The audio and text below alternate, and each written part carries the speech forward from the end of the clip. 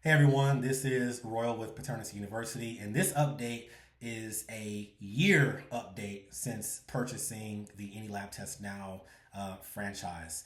It's been a year, I can't believe it. I closed on the deal last year, September 29th, 2023.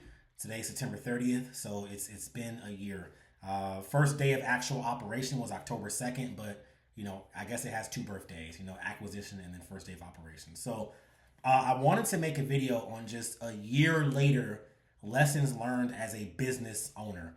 And I may break down some of these things into separate videos on a separate playlist just about business ownership in general, not necessarily paternity testing. But I've just learned a lot as a business owner. I'll just kind of talk. The first challenge that I had in taking over this location was to essentially change the culture.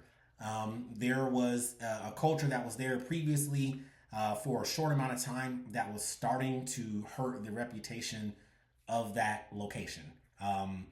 And staffing is just key. Staffing with the right people is key to maintaining your reputation as a business owner. If you're going to be hiring employees, having a brick and mortar location where people are going to be face to face, staffing is critical. So I bought the location in September.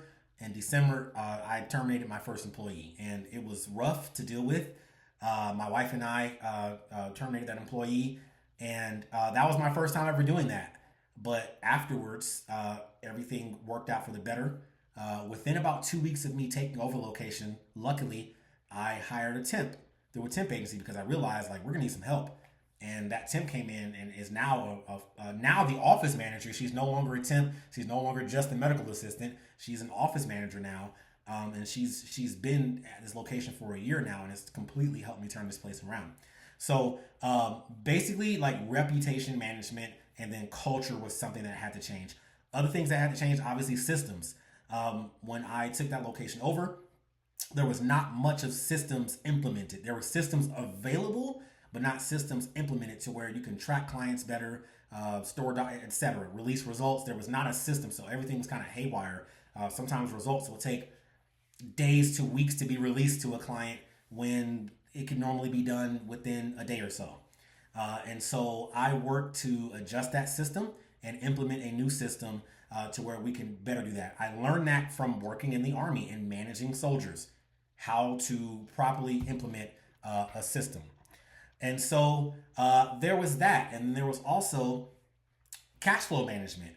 So you go from, I went from doing DNA testing to where I wouldn't make a sell every single day. They might come, during the high season every 2-3 days maybe, to the low season once a week or everything in between.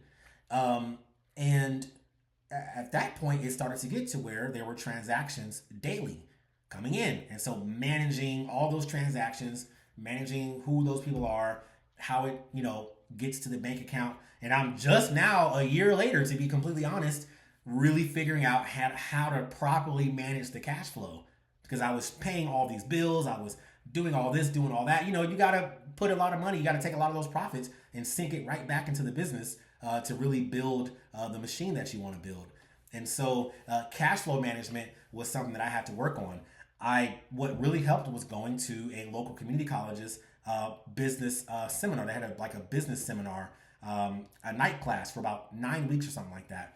And so I went to that and learned a lot more about cash flow, taxes, and classifications and all this other stuff, right?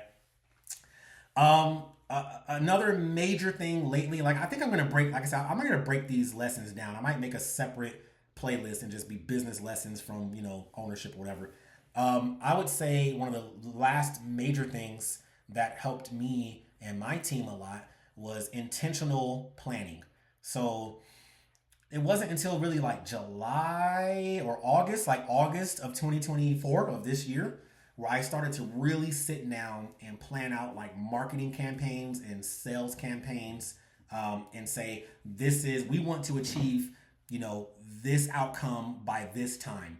So let's say we want to sell X amount of STD tests this month. How do we do that? Well, email list. Okay, we've been building the email list. Text message list. Okay, social media. Okay, in person, when a person comes in the store, upselling them on that or informing them about this option to where you can make that conversion.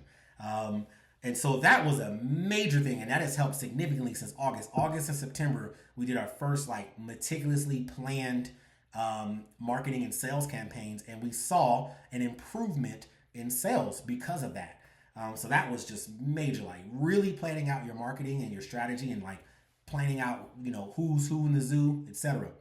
Another major thing was over the past few months, like going out and talking to local, doing your B2B sales, basically your B2B sales strategy. So for DNA business owners, there's a lot of attorneys and like labor and delivery, stuff like that.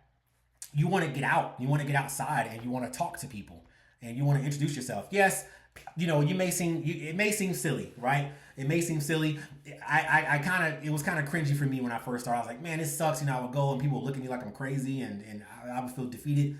And I would do it, and then it got to the point. However, you want to get to that point. At some point in time, you're going to get to that point where someone else who is a little bit more enthusiastic about it than you, if you're not enthusiastic about it, you can hire them to do it, and you can figure that part out. You can have them be whatever. Get out there. You got a bubbly personality. You could be my B2B salesperson. Just go out there, introduce yourself, and you don't make a hard sell when you go there. You just go introduce yourself, give them a little education, drop off some pamphlets, take some of their flyers and their cards, put them in your spot, and then you cross promote, and you send them referrals, they send you referrals, and then you have that healthy referral relationship to where that it doesn't all depend on Google Ads for you to make money. So those were some like wave top level lessons that I learned. I'm going to break this stuff down. I can't wait. I'm going to make a new series. I'm going to break these lessons down. I might make them into PowerPoint form just to educate. It's like I said, it's not, I just realized one of my buttons is unbuttoned, but it's not just the paternity testing aspect anymore. I mean, you take the paternity testing aspect and you implement it into something else and you build it, but you really want to build like business ownership and operations mindset to scale in order to scale properly. So thank you all so much. I really appreciate it. Always love the feedback. Like, comment, subscribe.